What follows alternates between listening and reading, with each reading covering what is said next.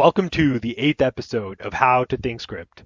We are TOSindicators.com, home of the Volatility Box. Using the Volatility Box, our profits for the month of August were upwards of $24,000 trading 2 contracts in a small account. Our goal is to make the Volatility Box the single most powerful indicator in your trading arsenal and one of the best ROIs that you can make. Sign up for a 30-day risk-free trial at our website at tosindicators.com/volatilitybox. Start trading with an edge at the edge. In today's tutorial video, we will be building the Compound Breakout Tool. The Compound Breakout Tool is the latest indicator that they're selling over at Simpler Trading for $297. We'll show you how to build it in under an hour for free. Take your hard-earned $297 and put it towards something a little bit more useful with a better ROI. Maybe a trade idea you might have, your savings, buying a loved one something nice, or our personal favorite, even giving the Volatility Box a try out. No, but seriously, the only reason we're comfortable charging, and that to a far cheaper fee than this for the Volatility Box, is because of the intricacies that go on behind the scene to power that actual indicator. There's complex models, there's machine learning, there's much more data than we can even begin to imagine. And after all of that, 2 months with us is still cheaper than this indicator. And we made almost 25 grand last month, so there's that. This tutorial was a request by one of our awesome Volatility Box subscribers and a realtor out of Southern California, Ramsey. I've had the pleasure of interacting with Ramsey a handful of times, and let me tell you, the level of effort and practice he puts into becoming a better trader and just studying film is seriously awesome. So kudos to you, Ramsey, and this tutorial is for you. Well, anyways, we'll obviously be making our version of this Compound Breakout Tool better, but let's quickly cover what theirs does. Let's start with the 3 rows first. So they have 3 rows of essentially signals with squares, triangles, and circles, all of which mean different things. It's a little complicated in my opinion, but really, if we boil it down to layman's terms at least, this is nothing more than a scanner or a filter that you could build even on FinViz using the Scan tab, any one of those means. The first row in this indicator is a test of the relationships of 3 simple moving averages: the 10 period, the 30 period, and the 100 period. And we check to see whether or not we crossed, I believe, the 10 period simple moving average based on at least what this chart looks like in some of these patterns, but we'll go ahead and create our own. The second and third row then essentially bring in things like the stochastics and the MACD histogram, which are almost like filters in a normal scan. We're going to get rid of all of these complicated shapes and boil all of this down to one simple trade decision. Either give me a buy signal or a sell signal, and that's it. Don't tell me we're almost there. Don't tell me, oh, we have 2 out of 3 signals, let's just get in. No, either the trade is on and it's valid, or no, it's not. Let's start by very clearly defining our goal for this indicator. Simply stated, we want it to help us identify breakouts early enough so that we can participate with enough of an edge in most of the move. And in doing so, we want to follow 3 simple rules. The first, we want this indicator to be simple. Less is more. I don't want to see 3 rows of 3 different shapes. Just show me a buy signal and a sell signal on a chart, and I'll take that. I prefer fewer entries, but more accurate entries, which lead me to an overall better P&L. And finally, we've emphasized this plenty of times, but just again, give me a clear signal on the chart to trade. Don't make me question whether it's a valid entry or not. I want it to be binary, and I want it to be programmatic. Our version of the indicator will take in 3 inputs. The first is the simple moving average, and across above the 10 period simple moving average will be our trigger. So essentially, if price goes over the 10 period simple moving average, and in the previous bar it was below it, that's our trigger to then start to look at the second and third input to see if this is a valid trade or not, or if it's a fake out. So the second that we'll add in is a stochastic slow indicator, and we'll slow it down to a 21 and a 3 setting. And finally, we'll use a MACD histogram as our final filter, where all bullish trades should have a positive histogram, and all bearish trades should have a negative histogram. And that should help us build out the indicator, which is the easy part. Then we'll apply it on the charts, and we'll figure out how to incorporate the market pulse indicator and the V-score indicator to really have some practical applications to start trading intelligently. We'll use the market pulse indicator to figure out when we should be using a call if you're using options, for example, versus a spread. And we could then use something like the V-score to plan out precise stops and targets, whatever we may need. Again, both of these are available for free and they're available for download on our site. I'll link it in the description box below. Of course, if you'd like to skip this entire tutorial and start playing with the indicator right away, you can go straight to our website at tosindicators.com/indicator/simple breakout, and you can download this indicator for free and start using it today. But if you'd like to see how we built it, then stay tuned, and that's what the next part of this video will show you. Let's get started with charts. We'll start by opening up the Studies icon tab, and we'll click Create. We'll give our new study a name. We'll call this TI Simple Breakout Tool. Feel free to give it whatever name you'd like, and we'll start essentially doing this or building this indicator in chunks of 3. So our first chunk will be to define all of the simple moving averages. Then in the second chunk, we'll define all the things we care to extract from the slow stochastics. And finally, in the third chunk, we'll use the MACD histogram, and then we'll bring all of this together to have 2 very simple signals, a bullish trigger and a bearish trigger. So let's get started. We'll start with the first chunk, which is the simple moving averages. Let's define the 10-period simple moving average first. So we'll say def 10 simple moving average, close 10. Then we'll go ahead and repeat this process for the remaining 2 moving averages. So we have the 30-period. So we'll say close 30. And in fact, we'll just copy paste this for the last one. And this one will be a 100-period simple moving average. And so we'll change the length to 100. There, chunk 1 already complete with 3 lines of code. Now we'll complete chunk 2, which is the slow stochastics, with 4 lines of code. We'll bring in first the K and the D lines. So we'll say def sto slow K is equal to stochastic slow, and we'll use 80-20 as our thresholds for overbought and oversold, and then 21 and 3 for our K and D factors. And from this indicator, we'd like specifically the slow K line. Now we can copy paste this in and change this to a D and our first K also to a D, and this gives us our slow D line. We'll repeat this 2 more times to get our overbought and oversold line. So we'll change this to an OB for overbought, and here we'll bring in our overbought line, and here we'll change our slow K to oversold, and also give the variable the name sto slow oversold. Perfect. Chunk 2 already complete. You see how fast we're moving. Now let's create chunk 3, which is the MACD histogram. And it'll take us just 1 line of code to do this, and we really only write this line out just so we can easily reference it, and it's clean, and we know that, hey, it's easier to type in MH as opposed to MACD histogram every time. But really, that's all there is to defining the MACD histogram. And now we'd like to bring all of this together for those conditions we initially talked about.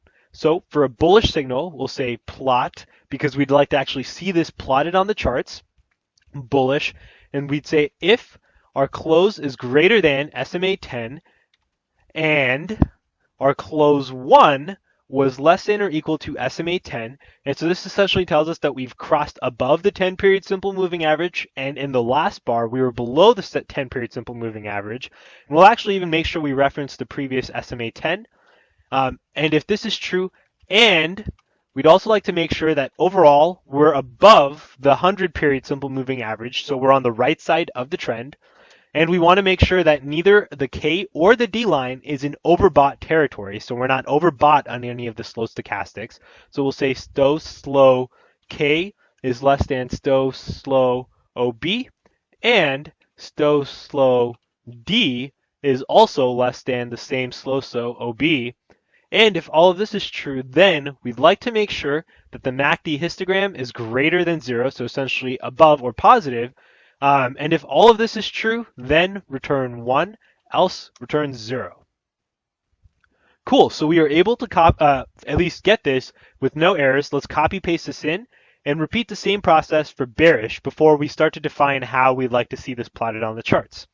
So we'll say if close is less than SMA 10 here, and this time we'll check if we were above SMA 10, and we for our bearish trades like to be below the 100-period simple moving average. And our stow slow K, we want it to be greater than the oversold level. And the same with the D line, we would like it to be greater than the oversold level. And we'd like the MACD histogram to be negative, so less than 0. And if all of this is true, then plot 1, otherwise plot 0. Okay, so now let's actually set the painting strategy of how we'd like to see this displayed on the charts. I'm a personal fan of at least having this be just a simple buy and sell arrow. I really like arrows, and so let's go ahead and use that. We'll say bullish.set painting strategy, and we'll use painting strategy dot boolean arrow up. We'll go ahead and close that. We can copy paste that in and now come in and change this to be an arrow down and make sure we change our variable to bearish. And so we've set both our bullish and bearish variables. We'll also say bullish.set line weight. And we'll give this the line weight of 5 and we'll say bearish.set line weight. And we'll also give this a weight of 5. Now, if we click OK, fingers crossed, this should start to plot places where we've crossed above the 10-period simple moving average, and the stow slow, or the stochastics rather, confirms that we're not in either overbought or oversold territory, and our MACD is also confirming this trade. And really, if all of those are true, all three of those are true rather, we'll get a bullish entry, and if all three of those are false, we'll get a bearish entry. Let's see how it looks just on a bear scale. So we have that in. We'll remove our volatility box for the time being. Let's take a look at the entries that we actually see plotted. Okay, so now that we have our indicators complete, let's layer on the V-score and market pulse indicator so that we can show you how to actually use these indicators, all three of them, in a real trading scenario, the practical application. Okay, so we'll start with adding in the market pulse, and then we'll go ahead and add in the V-score. Both of these are available for free for download on our site. You all have the links, I'm hoping, by now, but if not, they'll be in the description box. But now let's actually take a look at the signals. Okay, so there's 3 charts in particular that I think people have asked us to look at, so we'll just look at those in the interest of time. The first is obviously Amazon, and let's take a look at all of the different signals we have, the rules that we would apply, and what the chart each indicator is telling us. So with Amazon here, we see that we have our first bearish signal right here. We also have a second bearish signal right here, along with a third bearish signal right here. Now what we see is we're very clearly in a stage of deceleration. So once again, just a reminder on how to read this market pulse line. If we see red, that's deceleration. Red to gray, so periods like this, is going from deceleration to distribution. Then when we go to periods of green, that's acceleration, as you see right here. And when we go from periods of green to gray, that's periods of accumulation. So here we see that we're very clearly in a period of deceleration and we have sell triggers. And as you can see, the move that we get is pretty nice. And essentially, so our rule of thumb is when we get the signal triggering with deceleration, that's our sign to go long a put. So anytime we get essentially the signal confirmation along with acceleration on the long side or deceleration on the downside or the short side, we're looking at long calls. And we like to buy at least 60 days or more of time, and these will be at the money calls for whatever they're trading at when the signal actually happens. Now, if we get the sell signal, but in a period of distribution, so something like this, then we're looking to launch at the money credit spreads. So in the case of a short, we're looking at an at the money call credit spread, essentially hoping that with distribution, we see a little bit more chop, which we'll show you in a second, and also at the money put credit spreads for bullish trades that are currently in accumulation. So something kind of like this. So now let's actually go through each one of these signals. So here we see we had deceleration with the sell signal. On the V-score now, if we bring that down, what we see is that we're currently closest to the 1 standard deviation line on the V-score at the time that we had our entry. That's right here. We see this is the negative 1 standard deviation. So our entry would essentially be based off of the negative 1 standard deviation. Our stop would be at the 0 standard deviation line, and our first target is to see if we get to the negative 2 standard deviation. So once again, just as a reminder, and let's use some colors. Our stop is outside of the 0 standard deviation line. Our target is at the -2 standard deviation line. Now let's fast forward onto the signals right here where we see a little bit more chop. And so what we see here is we went from a period of deceleration, so we were red here, into distribution, into acceleration, and now we've gone from essentially when these signals are plotting, we're chopping between acceleration and accumulation. Now, ask yourselves, do you want to be shorting something when our actual market stage is telling us that more and more money is starting to come into this ticker? Absolutely not. So, for example, the market pulse helps us avoid this kind of a noise. In this kind of a situation, the market pulse also helped us decide that buying a put was better than just simply selling a call credit spread. Now here, we see we had a signal to go long, which technically triggered while we were going from acceleration to accumulation. And so at this exact scenario for this trade, so essentially at the end of this day, the close is when we would sell our at the money put credit spread, where we're essentially risking one to make one. We like to have the 1-to-1 risk reward ratios if you can't tell by now. And we're looking to essentially start to once again use the V-score as a means of figuring out when we get out. And so if we bring the same exact candle all the way down, what we'll see is we're closest to the 0 standard deviation line right here, which we can use as our basis of where we want to decide our targets and our stops from. So our stop is always 1 standard deviation below the closest standard deviation to us, where we've essentially been a little bit smart about it. And so in this case, we'll have our stop outside of the -1 standard deviation line. Our target is the exact opposite, so the 1 standard deviation line for T1 and the 2nd standard deviation for a T2. And as you can see, the put credit spread did end up working out, giving you more than an 80%, actually a full gain by the time of expiration, especially if you gave it to 30 days and let this just grind its way higher. The next chart that we'll take a look at is Apple. Okay, so once again, let's identify all of the signals first. So on Apple, we see we had a bearish signal using the Simple Breakout Tool right here. We had another bearish signal right here, and we also had a bullish signal right here. So now on Apple, we get this bearish signal. We're also in a period of deceleration, and so that tells us that the strategy we're looking for is to buy a put at the money at least 60 days out. Now let's go ahead and draw this line down here to see how we could plan this trade using the V-score. So at the time of entry, we were closest to, which would be actually this peak right here, the 0 standard deviation line. And so that happened to coincide with this exact entry. Now our stop is outside of the standard, actually the closest standard deviation to this, which in this case is 1. So our stop is outside the 1 standard deviation line, and our targets are at the 1 and 2 standard deviation line, and 3 if you happen to be able to scale out in chunks of 3. So as you see, that led us to essentially have a really nice puke down where we're able to take out our trade for a T1, T2, and our T3. Now let's take a look at the next signal. So in this case, we had a signal to go short using the compound breakout tool right here. Our market pulse indicator tells us that we're currently in a stage of acceleration. Once again, ask yourself, do you want to be shorting something that's in a period of acceleration, not even accumulation, but acceleration? Absolutely not. And so once again, you're able to avoid the noise by combining these two indicators, and we don't even need to look at the V-score here. Next, we have a bullish entry right here. Once again, we see that we have acceleration given the green line, and that's our sign to buy an at-the-money call with at least 60 days left in expiration, if not more. Let's draw our line to see where we are on the V-score. Here you see we're closest to the 0 standard deviation line, or the mean. So our target for a call is T1, or the 1st standard deviation line, and our stop is outside of the -1 standard deviation line.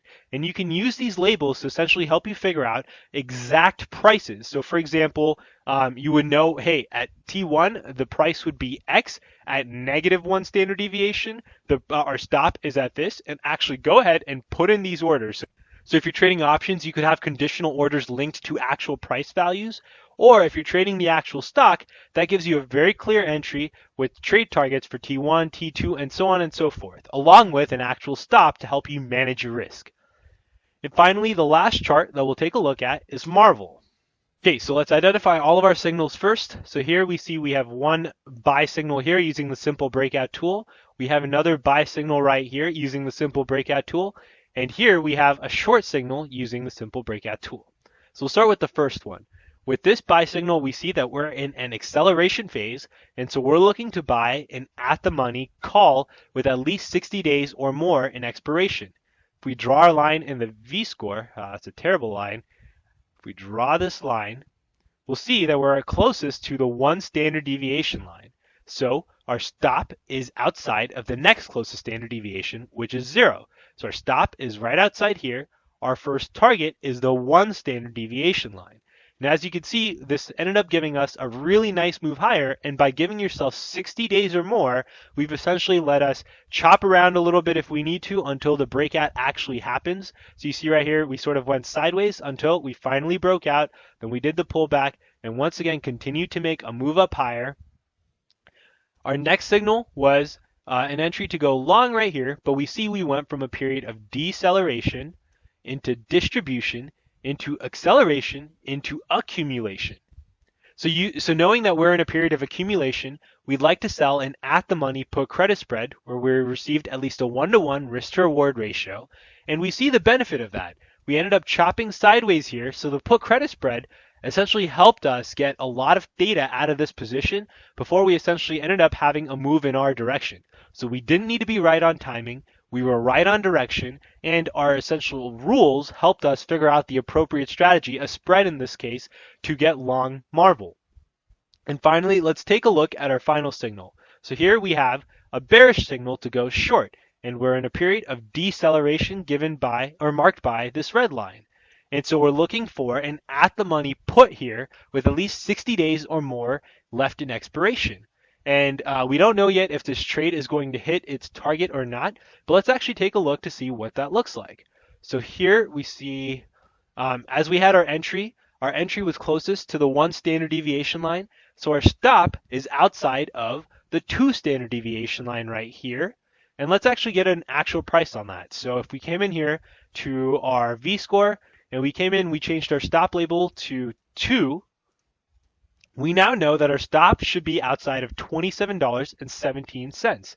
If we draw that on the chart, that's right here, and that's our 2 standard deviation line. Our target is the 0 standard deviation line, or the mean. And so if we try and figure out the value for that, we'll change this 2 back to a 0, click OK, and we see the label has changed to $20.36, and that is our target. So if we draw a line where 23.36 might be, somewhere around there, and our actual entry to go short came right at the close of this candle. And so we're risking up to here to try and see if we can get a move or a flush all the way down through here, and we're doing so by using an at-the-money put credit spread. Actually, an at-the-money put, excuse me. So hopefully what you've seen through some of these examples is that by combining our Simple Breakout Tool, our Market Pulse tool, and our V-score, we're able to actually plan out these trades, eliminate some of the noise, get concrete targets and stops, and also figure out if we should be using calls, spreads, the stock outright, whatever you may prefer. But if you're an options seller or an options buyer, it's really nice to know when to use a spread versus when to use an outright option and actually be a buyer of premium. And so this indicator, combined with a few other things, I think gives you a really good starting point. In the coming days, I think in our next tutorial, we'll try and make this into a scan, and so that we can actually be alerted when this entry is true. And we might even go so far as to include the Market Pulse and our V-score into the scan to see if, actually maybe not the V-score, but the Market Pulse to help us, say, find areas where the signal is happening while we're in a period of acceleration, for those of you who really like to buy calls.